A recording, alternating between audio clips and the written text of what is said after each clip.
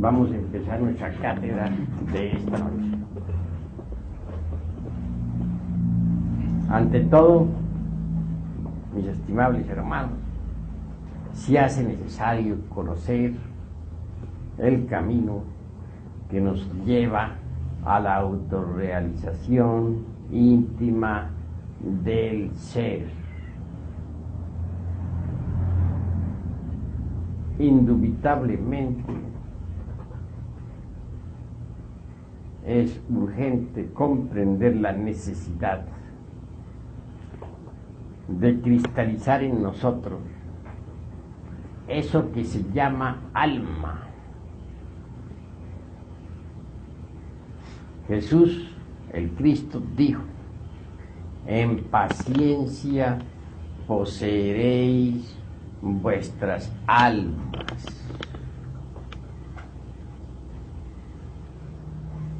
Mas antes que todo, conviene entender qué cosa es eso que se llama alma.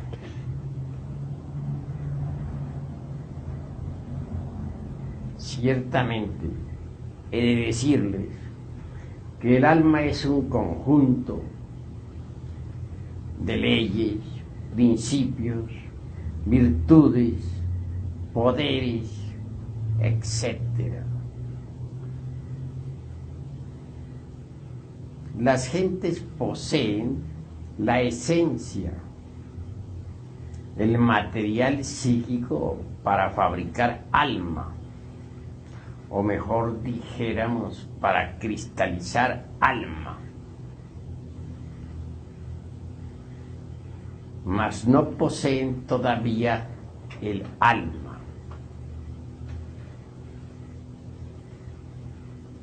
Obviamente, quien quiera poseer eso que normalmente se denomina alma, deberá desintegrar los elementos psíquicos indeseables que en nuestro interior cargamos.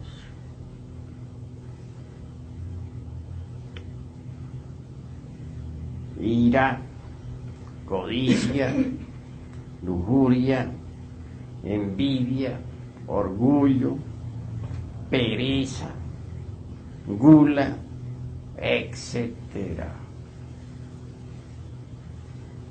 Virgilio, el poeta de Mantua, dijo: aunque tuvierais 1000 lenguas para hablar y paladar de acero, no alcanzaríais a enumerar todos vuestros defectos cabalmente.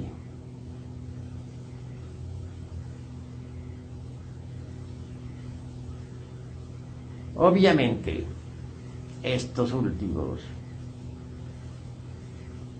se denominan en el Tíbet agregados psíquicos.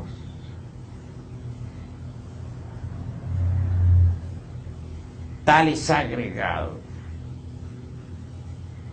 se parecen mucho a los elementarios de que hablan las diversas organizaciones de tipo ocultista. Son la viva personificación de nuestros errores. Se dice que Jesús de Nazaret arrojó del cuerpo de María Magdalena 7 demonios. Indubitablemente, estos representan a los 7 defectos capitales y se multiplican incesantemente. Tal afirmación del crístico evangelio quiere decir que el Cristo íntimo arrojó de María Magdalena los diversos agregados psíquicos inhumanos que ella poseía.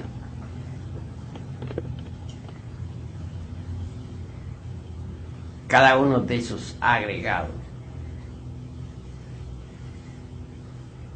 está organizado en una forma muy similar a la personalidad humana.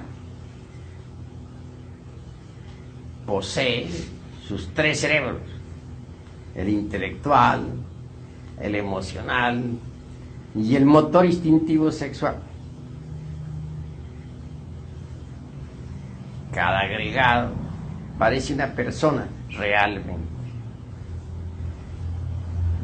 Si nosotros decimos que dentro de nuestra persona humana hay muchas personas viviendo, no estamos exagerando la nota.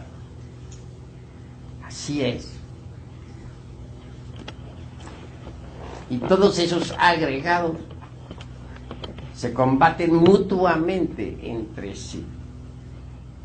Luchan por la supremacía. Cada uno de ellos quiere ser el amo, el señor. Si aquel que se logra imponer, aquel que logra controlar los 5 cilindros de la máquina orgánica en un instante dado, se cree el único. Momentos después, sin embargo, es derrocado y otro ocupa su lugar. Así que en realidad, de verdad, cualquier persona no es la misma, siquiera durante media hora. Parece eso increíble, mas así es. Ustedes mismos, sentados aquí, en segunda cámara, escuchando, empezaron con un agregado. Se sentaron a oír. El mismo estaba muy alerta. Pero si ponen ustedes atención a lo que ha ocurrido en su interior hasta este preciso momento, descubrirán que ahora son diferentes, que no fueron los mismos que llegaron aquí y se sentaron. ¿Por qué? Porque el agregado psíquico que controla la máquina orgánica que empezó sentándose fue desplazado por otro que ahora está escuchando. Si dijese que ustedes son los mismos que empezaron, estaría abusando de la mente de ustedes y de la mía propia. Así que en realidad, de verdad, los agregados psíquicos se están cambiando. Tan pronto es uno el que controla los centros capitales del cerebro como otro. Nunca permanecen los mismos. En cuanto a la esencia, que es lo más digno, que es lo más decente que tenemos dentro de nuestro interior, la mismísima conciencia, incuestionablemente se encuentra enfrascada entre todos esos múltiples agregados, procesándose en virtud de su propio condicionamiento. Cada uno de ustedes es legión. Recordemos lo que el Maestro Jesús preguntó al poseso del Evangelio bíblico: ¿cuál es tu nombre? Y el poseído contestó: mi nombre es Legión. ¿Cuál es el nombre de cada uno de los aquí presentes?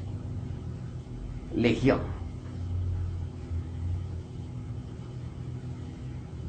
No tienen ustedes una verdadera individualidad. No la han logrado. La conciencia en cada uno de ustedes duerme terriblemente. ¿Por qué? Porque se procesa en virtud de su propio embotellamiento.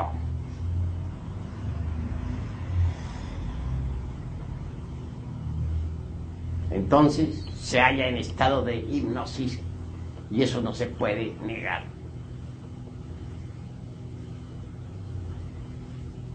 Y en cuanto al alma en sí misma, ¿han logrado acaso cristalizarla? Si dijera que no tienen ustedes un alma inmortal,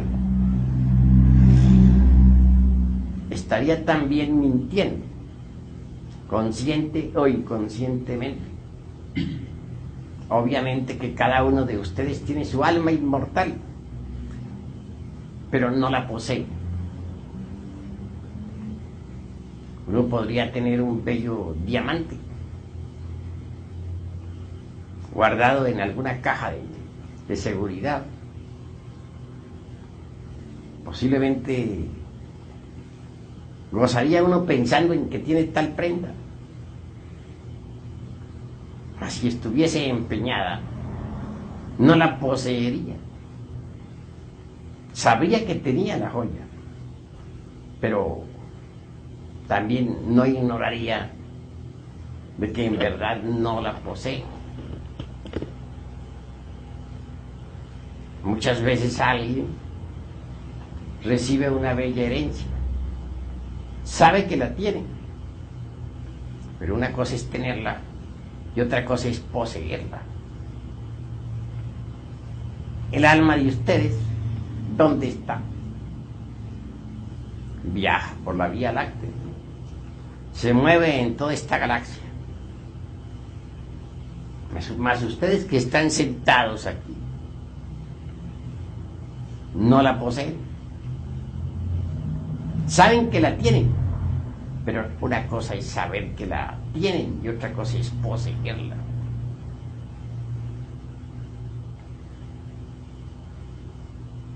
Así que vale la pena poseerla. Mas ¿cómo llegaría uno a poseer su alma?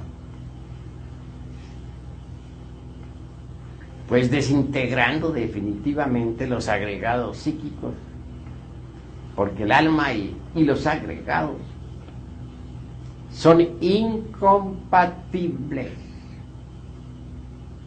Son como el aceite y el agua. No pueden mezclarse.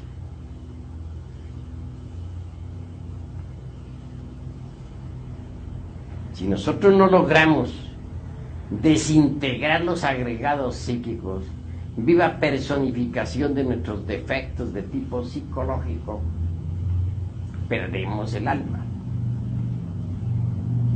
¿De qué serviría, dice Jesús el Cristo?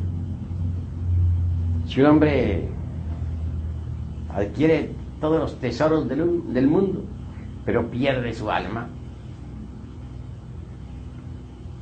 de nada le sirve eso. ¿Es posible perder su alma? Sí, es posible. Quien ingresa a los mundos infiernos pierde su alma. Eso es obvio. Triste es perder ese tesoro. ¿Habría alguna forma como para no perderlo? Sí, repito, cristalizándola en sí mismo, aquí y ahora. Cuando uno quebranta completamente y desintegra el agregado psíquico de la lujuria, o los agregados, porque son muchos, cristaliza en la esencia que cargamos dentro, esa virtud preciosa del alma, conocida como castidad. Cuando uno logra destruir, aniquilar el agregado psíquico del odio, cristaliza entonces en uno la preciosa virtud del amor. Cuando uno consigue reducir a polvareda cósmica el agregado psíquico del egoísmo, Cristaliza entonces en uno la virtud preciosa del altruismo o del cristocentrismo. Cuando uno consigue aniquilar el agregado psíquico del orgullo, entonces cristaliza en uno la virtud inefable de la humildad. Al llegar a esta parte de nuestra plática, he de decir que lamentablemente muchos textos de tipo ocultista, esoterista, etcétera, lo llevan a uno al orgullo místico, y eso es grave. Connotados autores muy venerables afirman que nosotros somos dioses, que cada uno de nosotros es un dios. Obviamente, esta declaración viene a fortificar en nosotros el orgullo místico,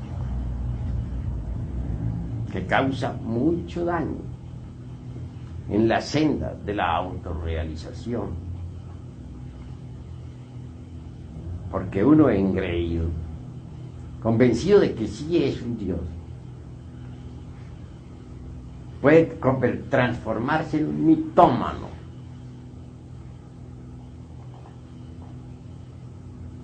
Incuestionablemente no es posible convertirse en un verdadero iluminado cuando se tiene orgullo. No podría yo jamás pensar en un Dios borracho, fornicario, adúltero, peleador, egoísta, envidioso, celoso, lujurioso, etc. Cada uno de nos es en realidad de verdad todo eso. Me ha dado mucho dolor encontrar siempre en los textos ocultistas, etcétera, sin citar en este momento organizaciones, algunas muy venerables, esta tremenda afirmación nociva de que somos dioses. Es mejor ser serios y concretarnos a la realidad de los hechos, mirar lo que somos y no formarnos ilusiones. Comemos, bebemos, fornicamos, adulteramos, odiamos, criticamos, somos celosos, etc. ¿Creen ustedes acaso en un Dios así? Es mejor decir, somos viles gusanos del lodo de la tierra, y estar convencidos de que lo somos. Si queremos convencernos, bastaría que fuéramos sinceros consigo mismos.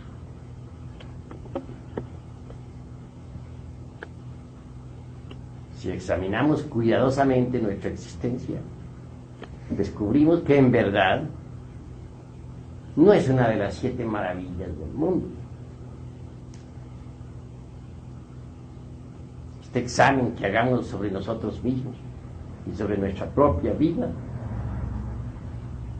será de maravillosas consecuencias, que nos permitirá saber lo que somos Entender que no somos más que unos pobres pecadores, unos viles gusanos del lodo de la tierra. Así, en esa forma, marcharemos por el camino de la sencillez y de la humildad. Cuando uno desintegra en realidad de verdad ese agregado psíquico del orgullo, cristaliza obviamente en nosotros la humildad, que es la virtud más preciosa. Téngase en cuenta de que no solamente existe el orgullo basado en las posiciones sociales, en el capital, en el linaje de familia, etc. Hay un orgullo mucho peor y más nocivo que todas esas formas que acabo de citar, y es el orgullo místico, el creernos santos, sabios, el sentirnos dioses, creer o el suponer que nadie es más grande que nosotros, que somos grandes iniciados, etcétera, etcétera, etcétera. Esto es grave, porque en realidad de verdad el orgullo nunca permitirá que tengamos correctas relaciones con las partes más elevadas del ser.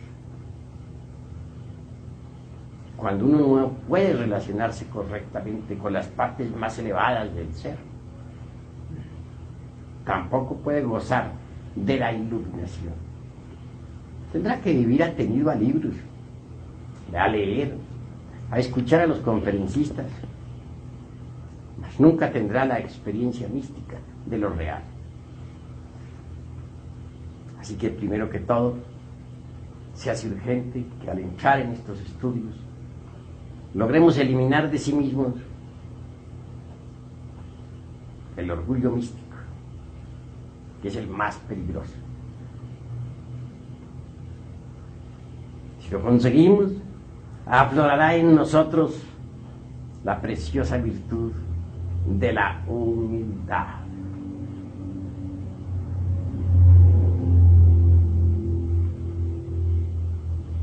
Cada vez que nosotros eliminamos un agregado psíquico, cristaliza una virtud, un poder, una ley, una facultad, un don, etc. Así es como poco a poco vamos cristalizando alma en nosotros. Esa alma que normalmente vive por allá en la Vía Láctea, viajando, irá cristalizando lentamente en nosotros. Sin embargo, hemos de afirmar también que si el agua no hierve a 100 grados, no cristaliza en nosotros lo que debe cristalizar. Y no se desintegra lo que debe desintegrarse. Con esto de que el agua debe hervir a 100 grados, estoy hablando en forma parabólica. Quiero decir que necesitamos pasar por grandes crisis emocionales para desintegrar cada defecto de tipo psicológico. Ser el caso de una hermana gnóstica que está trabajando en forma terrible sobre sí misma, con peligro hasta de enfermarse su corazón. Es hermana en tremendos y supremos autoarrepentimientos. Llora diariamente, gime, sufre. Nunca se ha creído más que nadie. Y sin embargo es un bodhisattva caído. El bodhisattva de un ángel.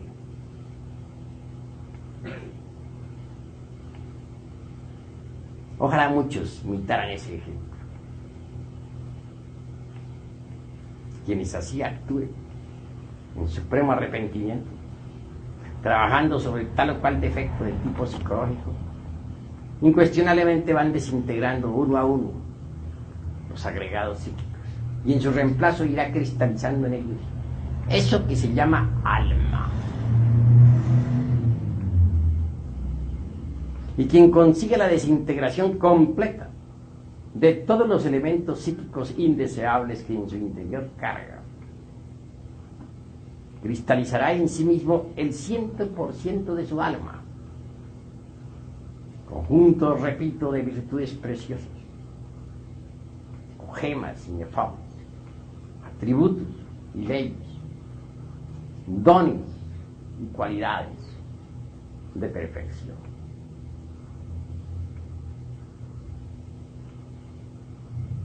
Hasta el mismo cuerpo físico debe transformarse en alma. Solo así se llega a donde hay que llegar. Conozco a muchos eruditos de chispeantes intelectualidades que han bebido en todas las filosofías, ya sean del occidente o del oriente del mundo, que conocen el hebreo y el sánscrito y el griego, etc.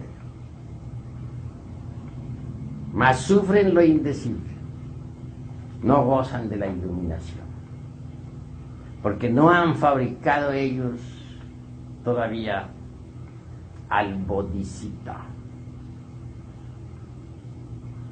Esta palabra podrá sonarles a ustedes un poco extraña. Se trata de un término oriental. El Japón, China, India, Nepal, donde naciera antes Gautama y Buda Sakyamuni, se denominaba Bodhisattva al alma cristalizada en un hombre o en una mujer, claro está. Es maravilloso ver cómo todos esos diversos elementos espirituales, virtudes y poderes, hay un poquito de agua, tomarlo, virtudes y poderes, va cristalizando lentamente en la esencia, conforme esta se va liberando. Por algo dijimos que la esencia es el material para cristalizar alma. El término fabricar no nos parece muy correcto. Lo encontramos en verdad muy pesado, grotesco. Sin embargo, muchos autores usan ese término. Permítaseme la libertad de disentir con el mismo. Prefiero decir cristalizar, puesto que el alma no es algo que deba fabricarse. Ella existe. Lo que hay es que cristalizarla, y esto es diferente. Ustedes han visto, por ejemplo, un pedazo de hielo. Es la cristalización del elemento agua. Incuestionablemente muy frío tal elemento. Toma forma y se convierte en hielo.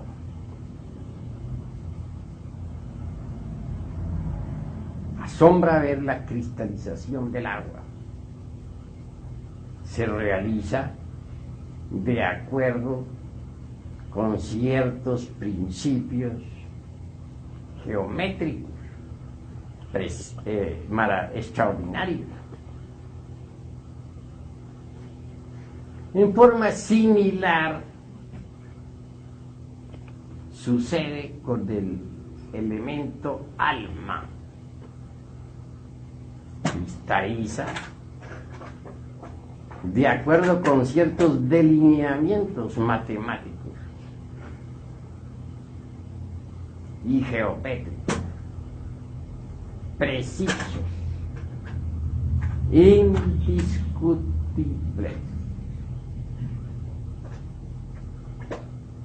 Hasta el mismo cuerpo este que tenemos de carne y hueso debe transformarse en alma. Y es posible transformarlo en alma si en realidad de verdad nos lo proponemos. Tenemos nosotros un cuerpo de carne y hueso. Este cuerpo físico está formado por órganos. Los órganos por células. Las células por moléculas, etc. No hay duda de que ha habido un principio directriz inteligente que ha promovido el ordenamiento de las células vivas en forma de órganos. A mí me da francamente risa células inconscientes ordenándose así, dormidas, en forma de órganos. Qué absurdo es eso. Células dormidas, inconscientes, ciegas, como dice Haeckel, organizándose en forma de órganos. Eso no le cabría en la mente a nadie.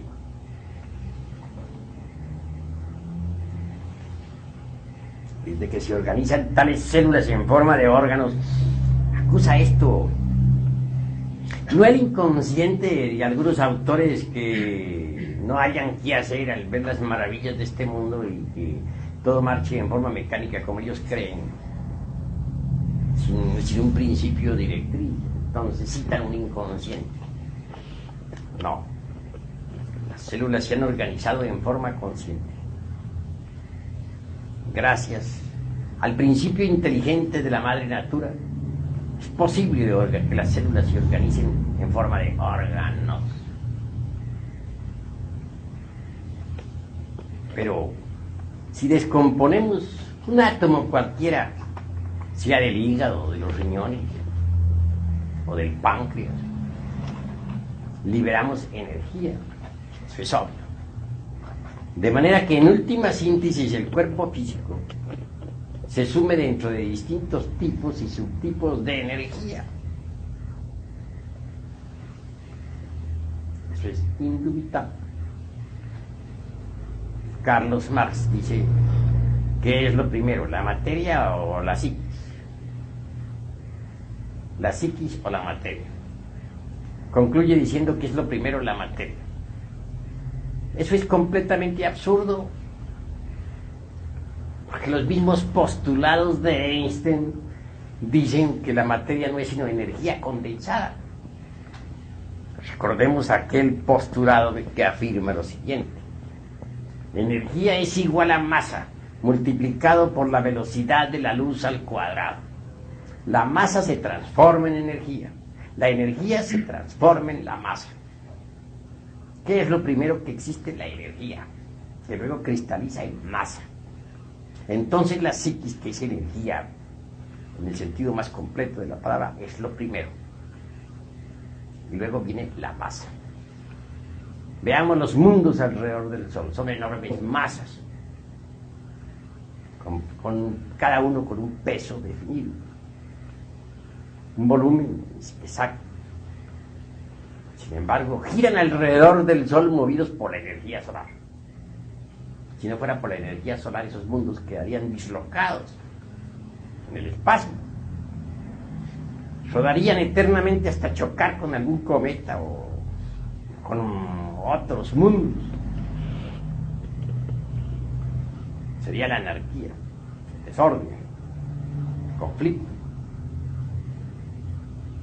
pero los mundos marchan en forma organizada. ¿Quién los mantiene alrededor del Sol con exactitud? La energía. Ella es la energía centrípeta la que los atrae. Es la energía centrífuga la que los aleja. Es la energía que los hace rotar. Es la energía la que los hace girar alrededor del astro rey. Entonces, ¿qué es lo primero? ¿La energía o la materia? Obviamente la energía, que la misma materia no existiría si no existiera la energía. Para que la materia exista se necesita condensar la energía universal y pasa a existir la materia. Puesto que la materia es energía condensada.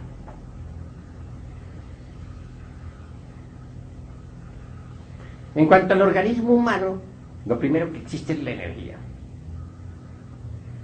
Ella permite a los átomos que giren alrededor de sus centros nucleares en la molécula.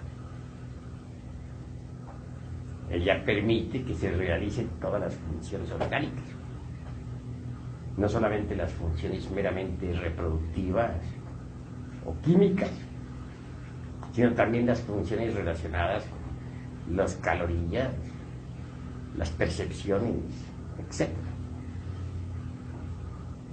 Aún más aquellas funciones que se relacionan con la imaginación y la voluntad.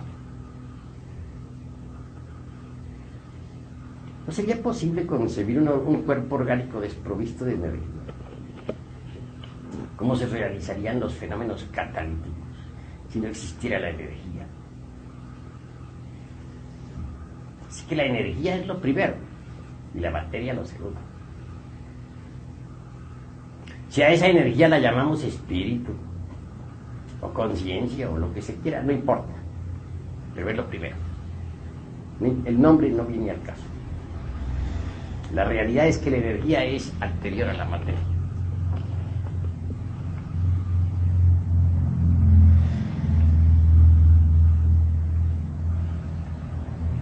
Existe un cuerpo vital orgánico y eso está demostrado.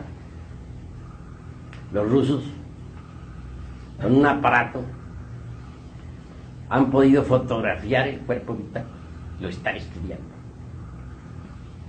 No solo lo están estudiando en relación con el organismo físico, sino lo que es más, lo están estudiando en forma independiente del organismo físico. Lo han bautizado con un nombre, lo llaman cuerpo bioplástico. Resultado, el materialismo dialéctico en la Rusia soviética ha quedado arrumado por ahí, en un rincón.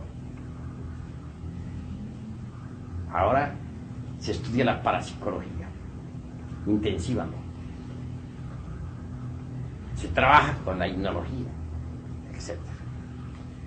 De acuerdo con las estadísticas, el mayor porcentaje de material didáctico parapsicológico está viniendo de la Unión Soviética. Esto ha molestado demasiado a los chinos, que califican ahora a los rusos de revisionistas. Pero es que los rusos ya pasaron por donde los chinos hasta ahora están pasando. Eso es lo que ha sucedido. Continuando con estas cuestiones, diremos que el cuerpo vital es el que sostiene todos los procesos de la vida orgánica. Llamémosle lingam sarira o cuerpo bioplástico, no importa. A medida que nosotros vayamos desintegrando los agregados psíquicos inhumanos, a medida que vayamos cristalizando alma, una parte del cuerpo vital, la más elevada, se desprenderá de la parte inferior del mismo y se integrará completamente con la esencia y las virtudes que en la esencia hayan cristalizado. El cuerpo vital tiene 4 clases de éter. El primero es el éter químico, mediante el cual se realizan todos los procesos de asimilación y eliminación orgánicos, así como los fenómenos catalíticos y otros. El segundo es el éter de vida, mediante el cual es posible la reproducción y gestación de los seres vivientes. Esos 2 éteres son inferiores, pero hay 2 superiores, el éter químico, el éter luminoso y el éter reflector. El éter luminoso es el que sirve de medio a las fuerzas relacionadas con las calorías, con las percepciones, etc. Y el éter reflector se relaciona con la imaginación y la voluntad. Estos 2 éteres superiores se desprenden de los 2 inferiores para integrarse con la esencia, en la cual resplandezcan ya todas las virtudes del alma.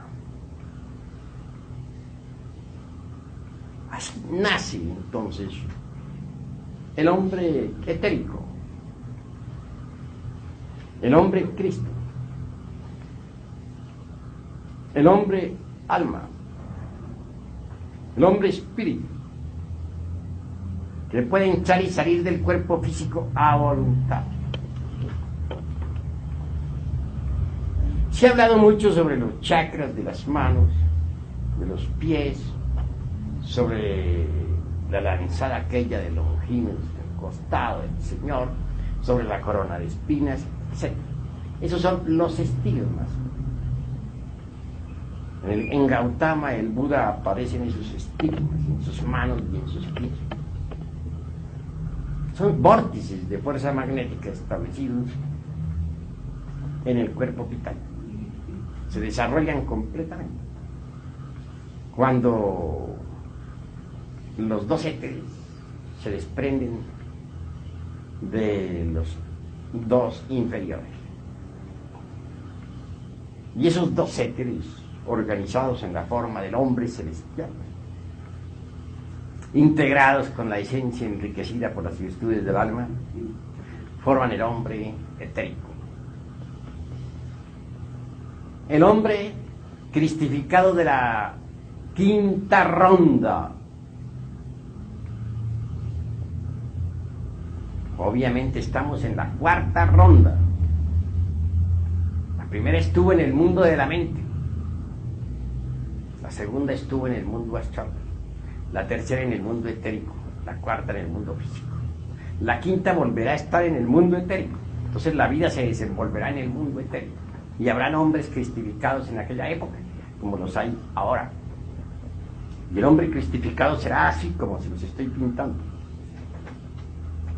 Tendrá un cuerpo etérico cristificado. Tal cuerpo reemplazará al físico. Tal cuerpo será el vehículo de una esencia enriquecida con las virtudes del alma. Ese hombre espíritu de la 5ª ronda será el hombre Cristo.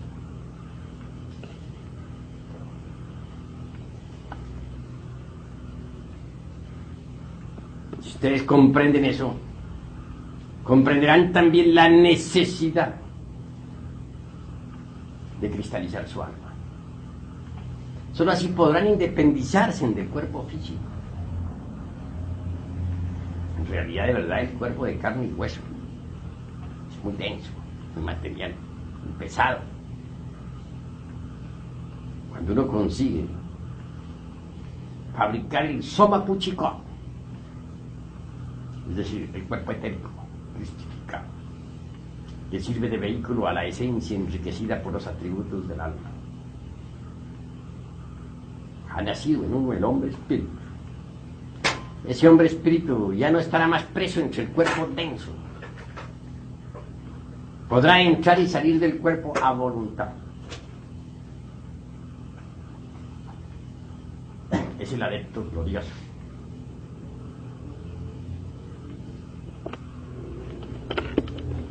En la vida ha habido algunos hombres que lo han logrado. No está de más citar a un Francisco de Asís.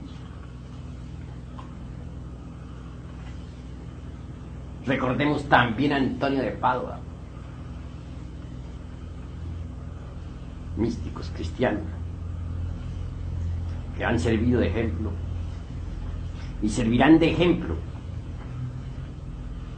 a las gentes del mañana.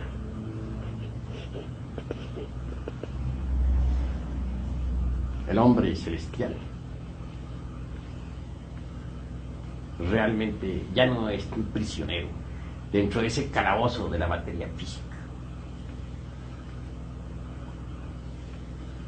Es libre para salir de ese cuerpo cuando quiera, para viajar con ese cuerpo a través del inalterable infinito,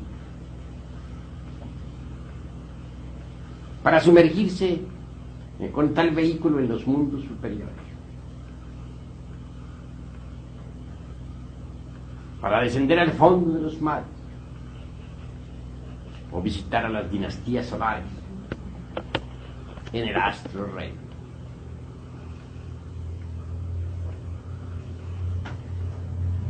Pero ¿cómo se lograría eso si no elimináramos previamente los agregados psíquicos?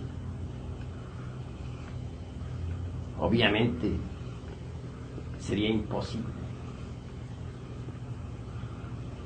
Si queremos convertirnos en verdaderos hombres celestiales, necesitamos erradicar de nosotros todos esos elementos psíquicos indeseables que en nuestro interior cargamos.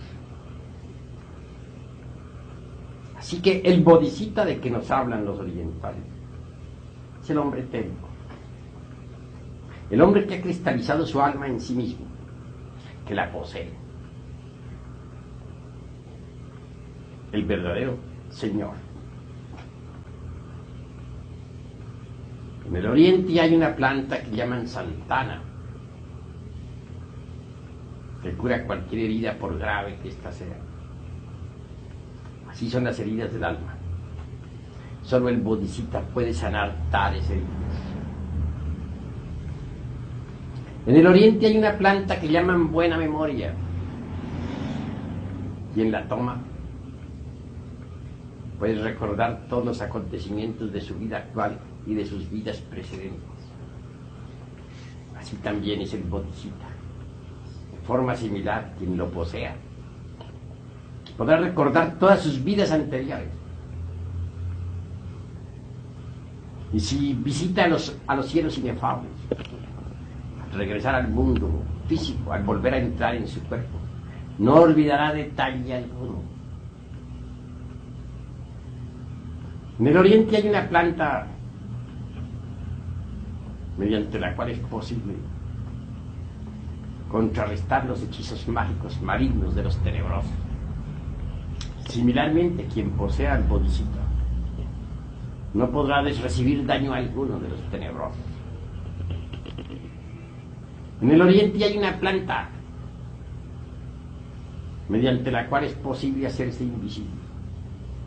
Quien posea al bodhisattva podrá hacerse invisible en caso de necesidad ante sus peores enemigos.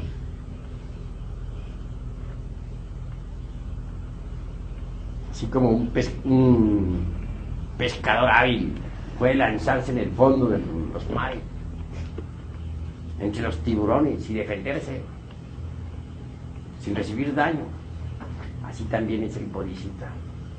Quien lo posea, similarmente, podrá entrar en el fondo de los océanos, entre las bestias más feroces, sin recibir daño alguno. Se dice que la flor del loto del logos sostiene la vida universal. Así también es el bodhisattva. Quien lo posee puede conservar su cuerpo físico vivo durante millones de años.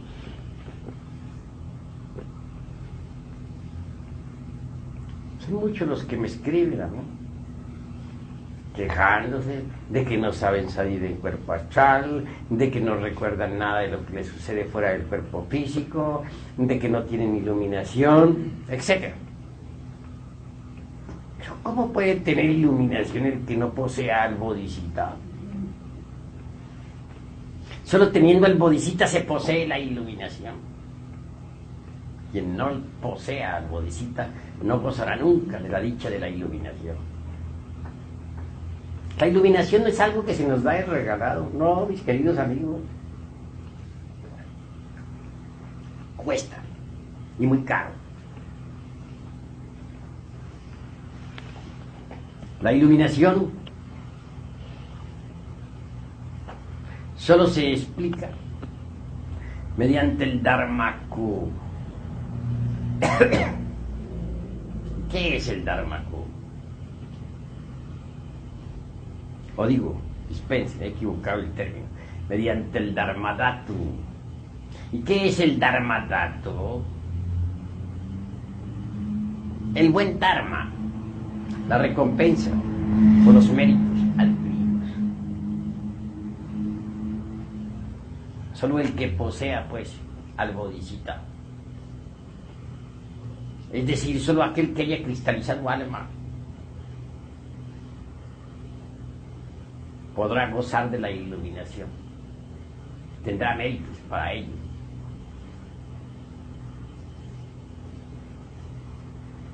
La iluminación se explica con el Dharmadhatu, es decir, con el Dharma universal, con la recompensa por nuestras buenas acciones. Nadie podría gozar de la iluminación si no posee al Bodhisattva.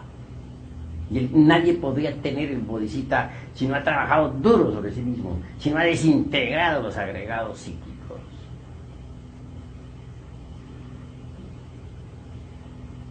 Así que, mis queridos amigos, necesitamos trabajar sobre sí mismos si es que queremos la cristificación, si es que queremos poseer eso que se llama alma.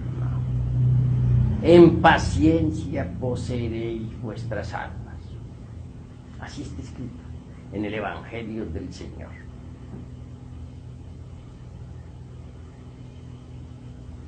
Obviamente se necesita ayuda didáctica para poder aniquilar los agregados psíquicos.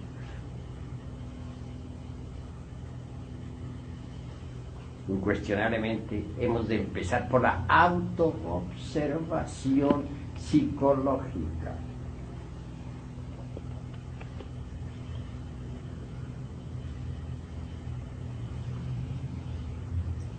Cuando uno admite que tiene una psicología individual, particular, propia, dijéramos, es claro que se propone autoobservarse.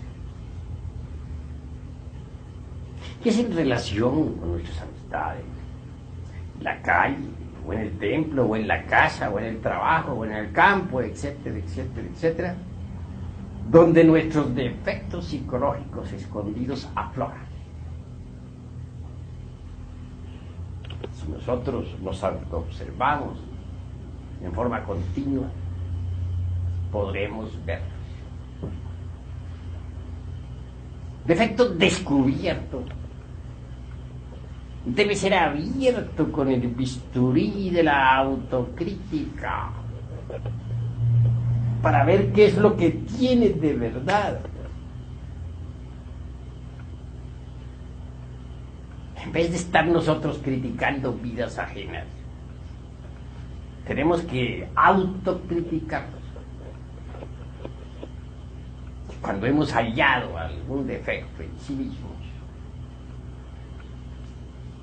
debemos analizarlo cuidadosamente, abrirlo, repito, con el bisturí de la autocrítica. Esto es posible a base de la autorreflexión evidente del ser, en meditación de fondo. Y una vez comprendido íntegramente el defecto en cuestión, entonces debemos desintegrarlo atómicamente. La mente por sí sola no puede alterar radicalmente ningún defecto. Puede pasarlo de un nivel a otro del entendimiento, esconderlo de sí misma o de los demás, justificarlo o condenarlo, buscarle evasivas, etc. Mas nunca alterarlo radicalmente. Se necesita de un poder que sea superior a la mente. Afortunadamente ese poder existe, se halla latente en las honduras de nuestro ser. Quiero referirme ahora en forma enfática a la serpiente ígnea de nuestros mágicos poderes: Isis, Adonía, Rea, Cibeles, Tonantzin, o la casta Diana o Maraj, no importa su nombre. Existe, sí. No fuera de nosotros mismos, no, dentro. Obviamente tal poder flamígero es una variante de nuestro propio ser, pero derivado. Si nosotros en la meditación de fondo pedimos auxilio a Devi Kundalini Chakti, la mística serpiente de los grandes misterios, lograremos ser asistidos. Ella puede pulverizar cualquier agregado psíquico, si éste ha sido previamente comprendido en todos los niveles de la mente. Y una vez aniquilado, surgirá en reemplazo alguna virtud del alma, alguna característica nueva, alguna ley, algún don especial, alguna cualidad.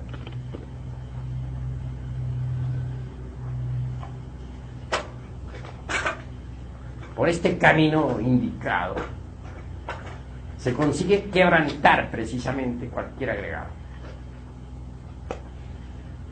Indubitablemente, si logramos la destrucción absoluta de los diversos elementos psíquicos indeseables,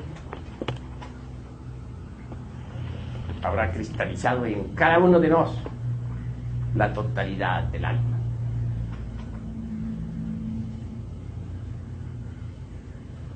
Esto indicaría que la esencia enriquecida con todos los atributos anímicos podría a su vez vestirse con el soma púchico,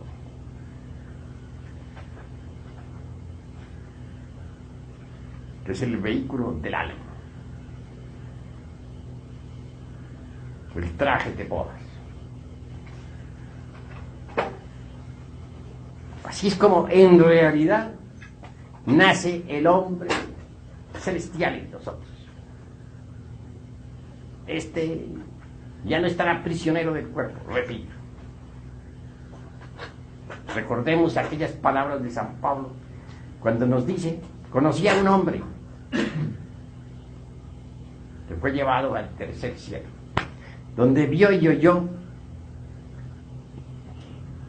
palabras, cosas indecibles que a los hombres no les es dable comprender.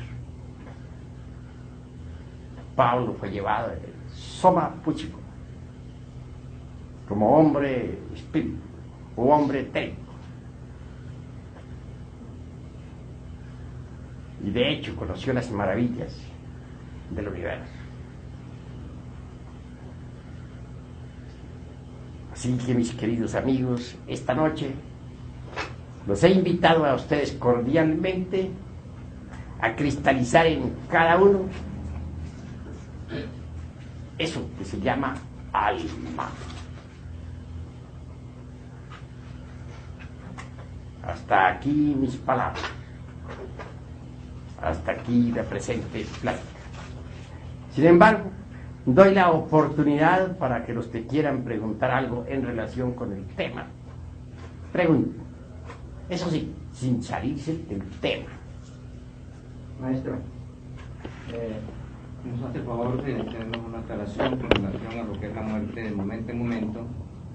En el momento en que uno anda en la calle, por ejemplo, con la necesidad de pedir la muerte de un yo, ¿tendrá que ponerse a meditar en la calle o cuál es el sistema? Bueno, la calle no es precisamente una de las 7 maravillas del mundo, como para poder uno entregarse a la meditación. Pero sí puede tomar nota del defecto psicológico que la calle le ha asediado, ya en casa, o por la noche a tiempo de acostarse, entregarse a la meditación. Bastará relajar el cuerpo físico en su cama, acostado, boca arriba, respirando rítmicamente, imitando más bien la respiración de los niños recién nacidos.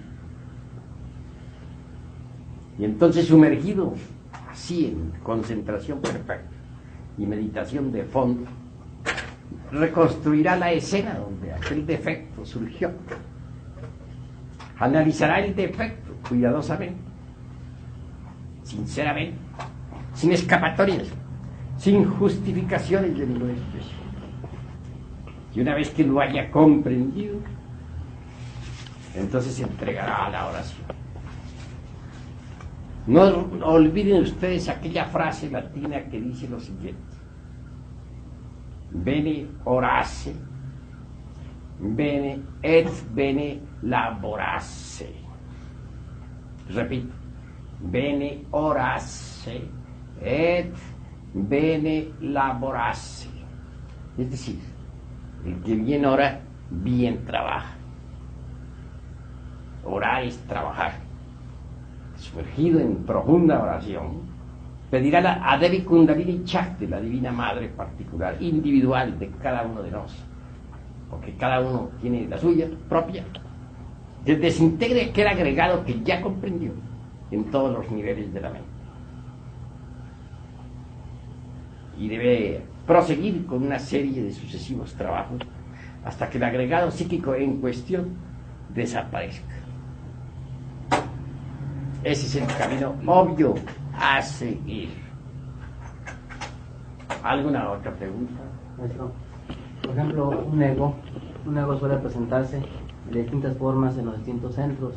Entonces, este ego se le debe pedir a la Divina Madre que destruya el ego como uno solo, o son varias subdivisiones de un mismo ego, porque siempre se presenta en el mundo, en la mente de una manera, en el centro emocional de otra. Duda de que cualquier elemento psíquico indeseable tiene 3 formas fundamentales de comportamiento, porque en el centro intelectual se expresa de una forma, en el emocional en forma emotiva, y en el motor instintivo sexual asume otra forma, pero es el mismo. No quiero con esto decir que un defecto esté personificado en un solo agregado. Obviamente para cada defecto hay múltiples agregados, de manera que si el defecto continúa en alguna otra forma, habrá que volver a estudiarlo para volver nuevamente otra vez a suplicar a Devi Kundalini Chakti su desintegración final. Y muchas veces un defecto cuenta con una o más docenas de elementos psíquicos indeseables y reviste múltiples características. Pero si nosotros somos pacientes en el trabajo, si no abandonamos la lucha, si mantenemos continuidad de propósitos, poco a poco iremos desintegrando todos los elementos que personifican a tal o cual error. Digo, todos los elementos que personifican a tal o cual defecto. ¿Alguna otra pregunta? Maestro, ¿cuál es el centro que uno va a utilizar para descubrir las 49 regiones? Bueno, estás haciendo una pregunta muy difícil de contestar, porque yo quiero que aquí los presentes me respondan a su vez lo siguiente. ¿Cuál de ustedes está preparado para contar las 49 regiones y estudiarlas detenidamente? Si hay alguno, lo quisiera conocer. A ver, ¿cuál? Sinceramente, ¿alguno de ustedes se podría conocer cada una de las 49 regiones y hablar de ellas. ¿Ya ves? Ninguno. A medida que uno vaya avanzando en el trabajo, irá descubriendo esas regiones. Antes es como querer ensillar antes de traer las bestias, o como querer ordeñar la vaca sin haberla comprado. ¿Alguna otra pregunta, hermano?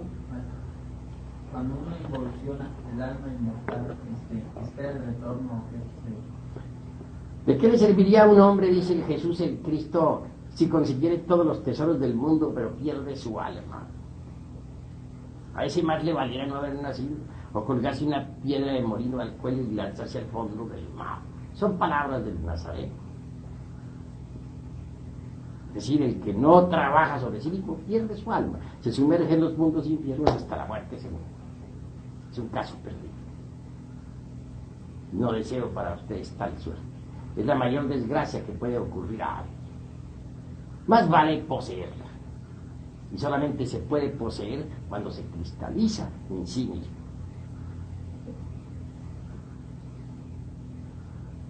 ¿Alguna otra pregunta? Maestro, la mayor parte o digamos, por donde más manifiestan nuestros defectos es debido a las emociones negativas. ¿Nos podría usted decir alguna forma para equilibrar ese centro emocional en relación al intelectual y al motor? Pues incuestionablemente las emociones negativas son muy perjudiciales. El que es víctima de las emociones negativas se vuelve mentiroso, criminal, calumniador y perverso. Supongamos que a un hombre alguien le dice que su mujer está en relaciones amorosas con otro hombre.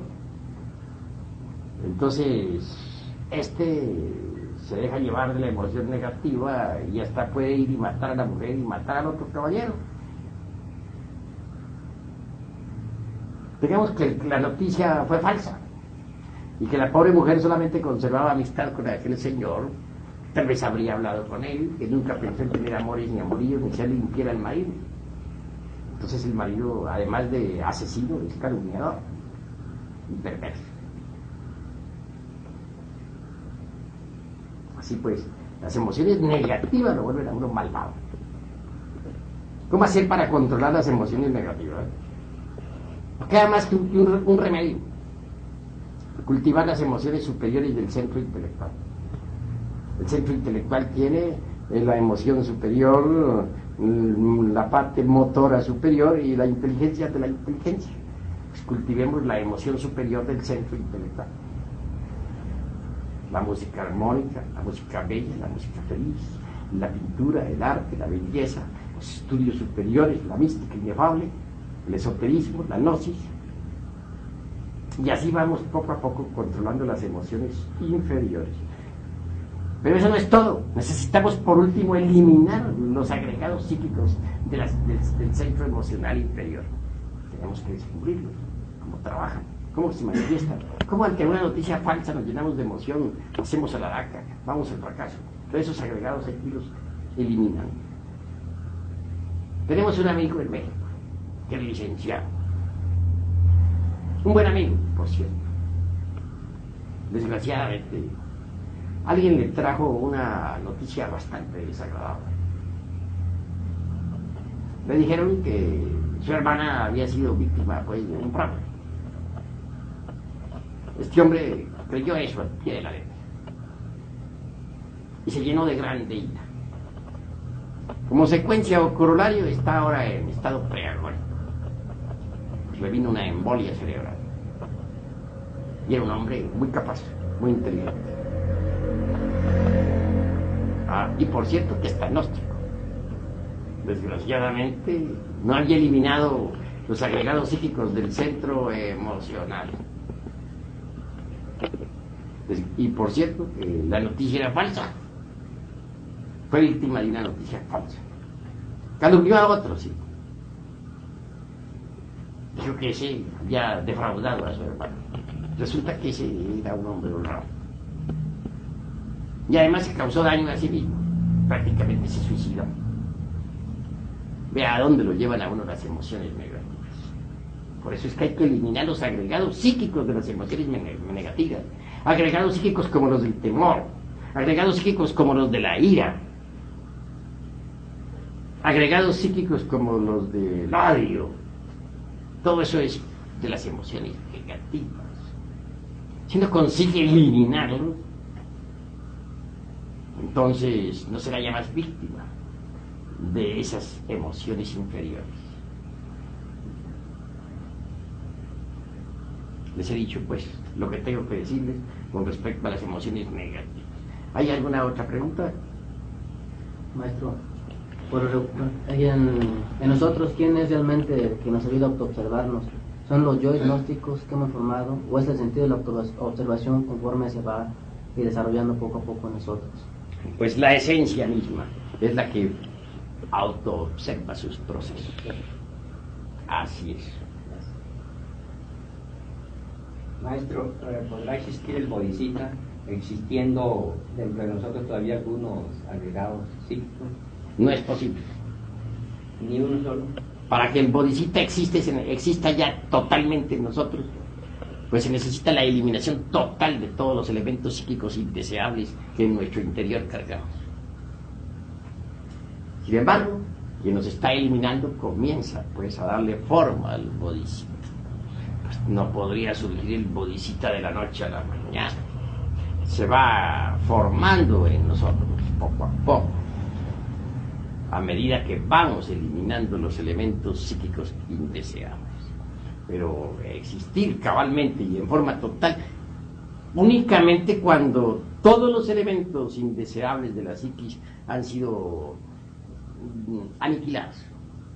Por eso se ha dicho en budismo ortodoxo, muy riguroso, que hay que pasar por la aniquilación budista, palabra que asusta mucho a algunos pseudoesoteristas y pseudo-ocultistas. ¿Alguna otra pregunta? Se nos ha dicho que uno cría los egos por no saber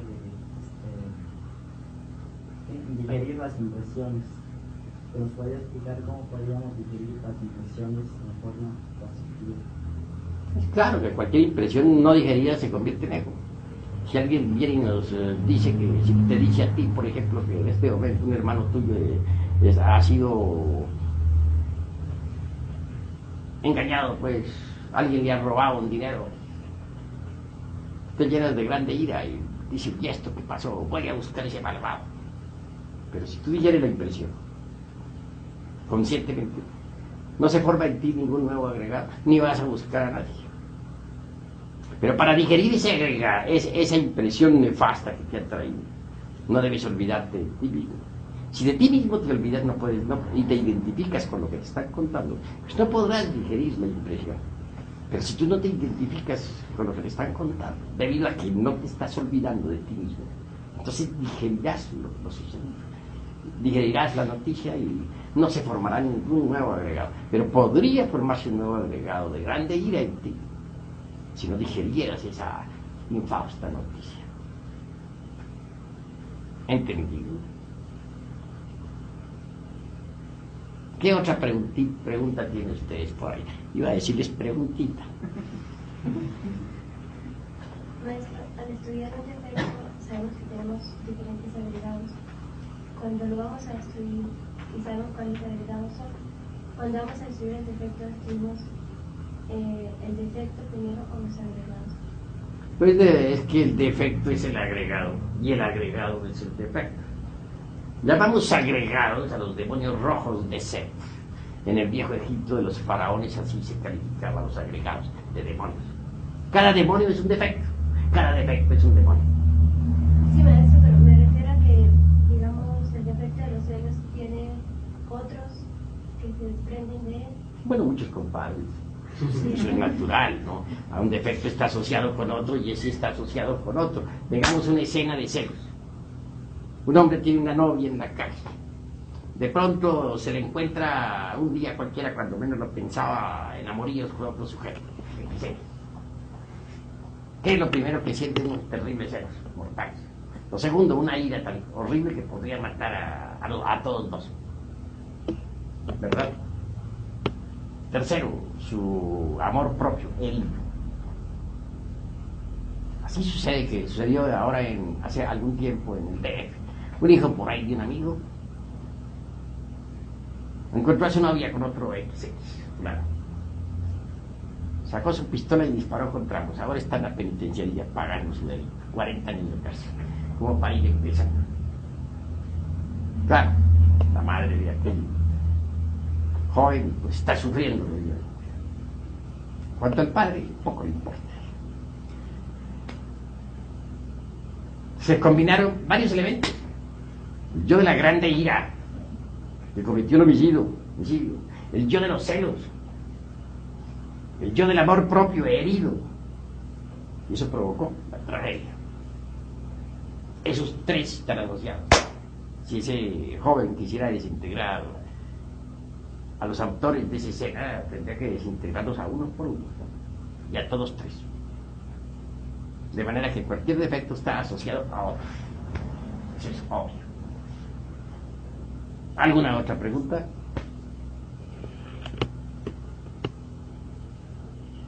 Bueno, creo que ya no hay preguntas. Vamos a hacer una consagración esta noche y luego daremos a los hermanos, pues vamos a hacernos